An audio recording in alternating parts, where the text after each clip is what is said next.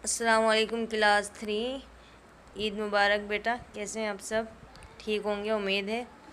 ये हमारा ग्रामर का काम है। मुज़क्कर मुअन्नस मैंने काम करवाया था। अच्छा, हम मैच करेंगे मुज़क्कर को दुरुस्त मुअन्नस से लकीर खींचकर मिलाना है। मिलाएं। इसको ब्लू कलर से हेडिंग डालेंगे और मुअन्नस और मुज़क्कर ऊपर हेडिंग डालेंगे। बकरी, मुअन्नस के नीचे बकरी है, मुर्गी है, नानी, और मुज़क्कर के नीचे है बकरा, नाना, मुर्गा। अब आपको इसको मैच करना है। सही मुअन्नस को सही मुज़क्कर से मैच करना है। सही जो मुअन्नस का जो मुज़क्कर है उसको उसी से मैच करना है, आपने मिलाना है। जैसे बकरी है, इसको बकरा से मिलाएंगे, और मुर्गी को आपको किससे मिलाना है? आपको ख़ुद मिलाना है।